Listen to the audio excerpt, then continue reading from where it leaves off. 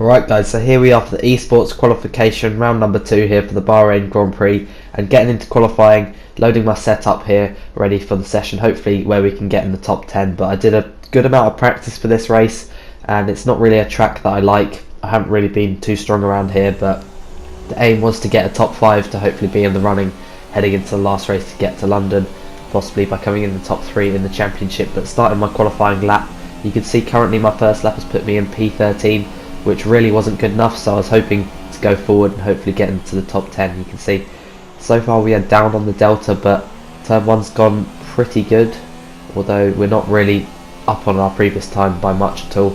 As heading down the back straight towards turn 4, you want to be in gear 4 for this corner, and you don't, well, actually I went down to gear 3 there and short shifted up to 4th gear. But yeah, my practice showed that my race pace was really good, and as per usual my qualifying pace just wasn't there compared to other people, and it's always been my issue, the qualifying pace. I know I have the speed in the races and I have the racecraft, it's just about getting this lap right. So you can see so far we are getting more and more ahead of our previous lap time in terms of the delta. Opening DRS as early as you can down this back straight, and soon we're going to be heading into a 5th gear left-hander, actually it's 4th gear, I keep getting the gears wrong so far today, but into the final sector nearly, and you can see Marco Ganu has gone into P1.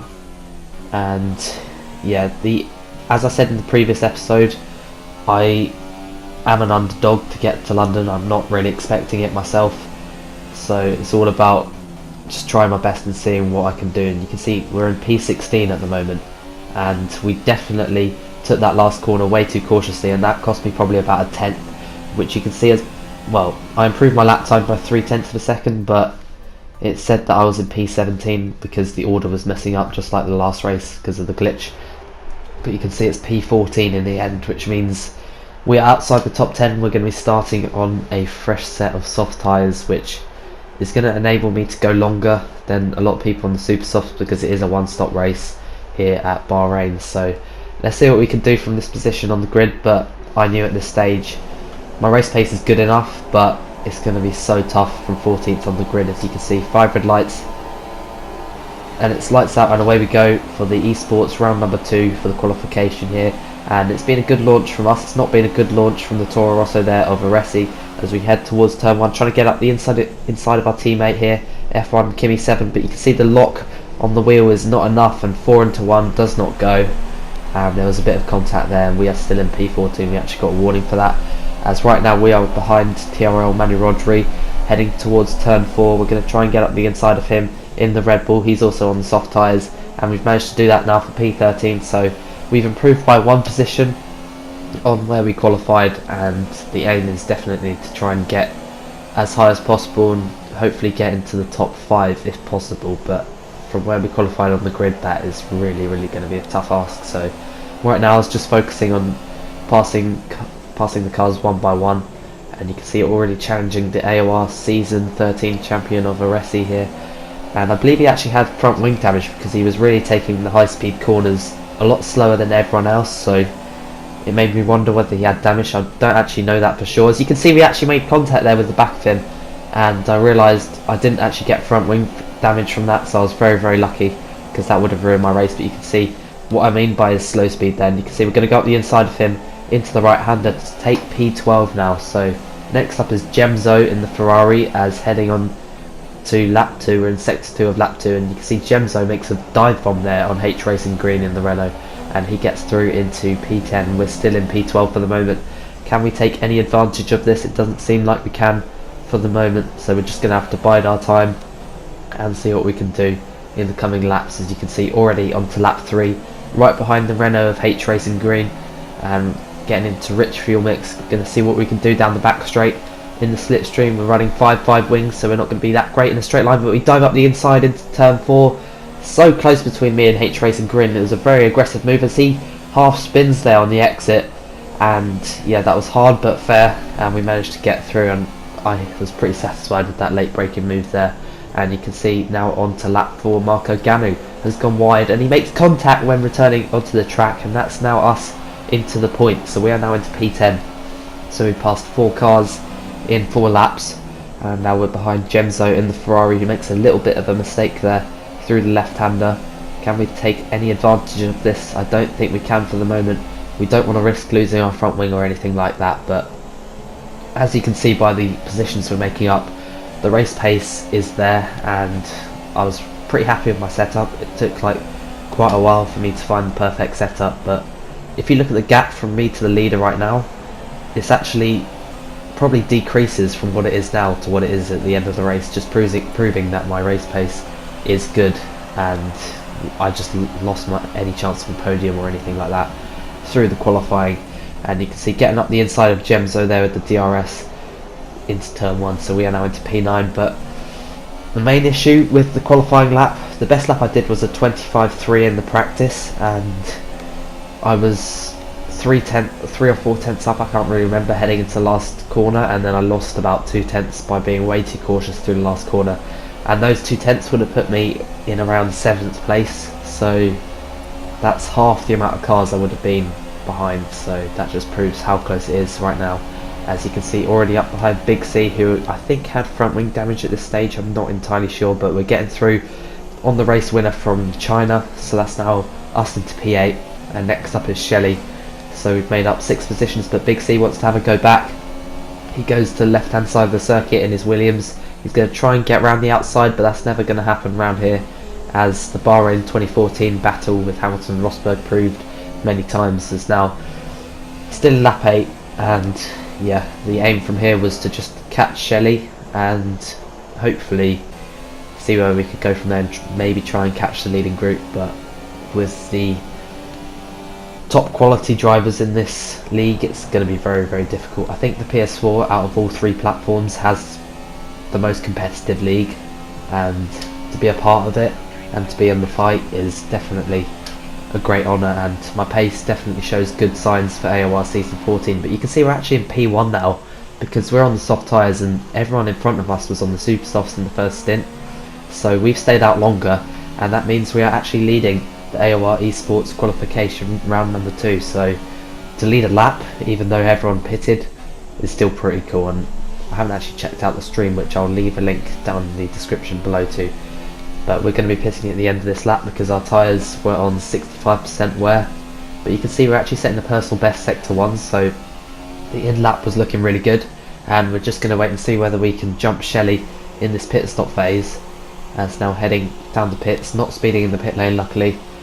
I haven't done that since AOR Season 12, and I don't want to do that ever again. But getting onto the medium tyres for the 1 stop, we're going to have 1 lap fresher tyres than the majority of people, and 2 lap fresher tyres than some of the leading group. But you can see P7 it is, and Shelley's coming down the straight now, and he's going to be ahead of us, and so is Jathan, who's actually dropped back. I believe he was in the leading group in the first stint, and now he's come out battling me and Shelley, so something's gone wrong for him. But the aim from here was to try and catch the 2 cars in front and overtake them, being 6th place. And you can see now I'm in 8th place because my teammate had pitted on the last lap. So you can see Shelley here down the straight has let Jathan through, and he did that to me in China as well. So Shelley's obviously quite kind when it comes to league racing. He lets people through, especially if they're members of AOR, compared to if it was someone from Team Redline or F1 Italian or Race Stars. He probably wouldn't do that. But you can see Shelley's not going to be so kind to us, and he wants to fight us because Jathan was most likely going to run away from us too, because his pace is really, really good.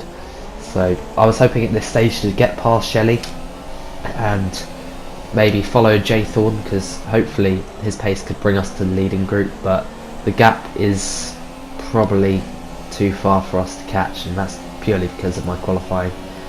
And yeah, that's the annoying thing, is we set a personal best lap of the race, and just showing how my race pace is there, my race craft is there. It's just the qualifying that is the issue, and it has been throughout all my league racing career really. And you can see still not able to make a move on Shelley. We're following him in the dirty air, and it's always much more difficult in the dirty air to get through, and we couldn't really get the run out of the last corner. That was my main issue. I really couldn't get good enough traction to try and challenge him down the front straight. But you can see another personal best, sector 1, and you can see heading into the hairpin how much I close down on him on the brakes and then I lose it on the traction. And our strengths are really on the brakes, to be honest. As you can see here, once again, look how much I closed down on him on the brakes, but then he's actually made a bit of a mistake there on the exit, getting a bit of oversteer, but down this straight, and he also has DRS from Jaythorn, so it's going to be way too hard for us to get past down there. And yeah, we're just going to have to wait for when Shelley doesn't have DRS and when we do, and when probably down this straight is the most realistic chance for us to overtake. As you can see, opening DRS now, and on to it is lap 20, so we haven't got too much time left to pass him. We spent 5 more laps behind him in the dirty air, still unable to make a move, so I was getting a bit frustrated at this moment. I really wanted to just get through, but you can see on the minimap the leading group of about 5 cars really hasn't pulled away from us from what the gap was compared to like 10 or so laps ago. So you can see Shelley hasn't really got the best exit out the last corner on this lap, and you can see we're going to go around the outside. He defended the inside line well there, and yeah, we weren't able to make the move there, but can we set up something for turn 4? Shelley probably going to go defensive and defend the inside line. You can see there's a tiny bit of lag here at the moment, and we fake it to the inside and then try and go around the outside, but that was never going to work, so we're just going to have to stick close to him and see what we can do on the next lap. So hopefully if we can stick close to him, we should be able to make a move in the next few laps. And heading into the hairpin now, and you can see Shelley is starting to lag a bit too much for my liking, and that made me a bit worried at this stage. And heading into this double apex right-hander, and yeah, once again we've been glitched by the game. We went flying there because Shelley lagged backwards a bit, and that meant I basically got catapulted into the air, and luckily that didn't cause any damage for my car. But at this stage I realised my race is pretty much over. All I can do from here is get P8, but as always I'm not going to give up, and I'm going to go for it and try and catch Shelley once again. But with the gap he has now, it's going to be really difficult. And you can see lap 29 out of 29, the gap stayed pretty similar. I had a few bad laps here and there, but you can see the leading cars are going across the line now, and Alberto takes the win today. And it was Big C in the last race, so Alberto, I believe, takes the lead of the championship as we weave across the line to gain 4 points, and that takes our total up to 12, which puts us tied 7th in the championship. So it was a good race in terms of pace and racecraft, so definitely good signs for AOR season 14. And yeah, obviously, as I said many times, just my qualifying, that is the issue, and hopefully I can sort it.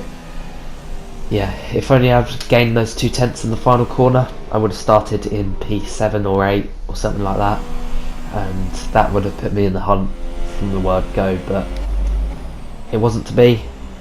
And Japan is the next race. It's a track I like a lot. It's definitely one of my favourite tracks, and if I nail qualifying around there, I believe we could be in the fight for a possible podium if our pace is good. So if we can do that, who knows where we can stand in the championship. I doubt we'll be able to be in the top 3 and get to London, but you can see it as P8 as my car's actually got damage to it and has actually lost its suspension there. But anyway, that doesn't affect our race result, and I hope you guys have enjoyed this. I'll leave a link down in the description below to the commentated stream on Fizzy Fans channel by Alan KV and Ali Kid. So looking at the podium now, Alberto from F1 Italian takes the win, and Alex from AOR is once again the best out of the AOR drivers, taking another 2nd place. So those two are probably going to be, well, I'm pretty sure they'll be going to London. But anyway, I hope you guys have enjoyed this. Leave a like if you have, subscribe to the channel if you are new, and yeah, I will see you for next week's race. Just having a look at the standings, you can see very few penalties for people, but P8 it is for us, and I will see you very soon. Goodbye.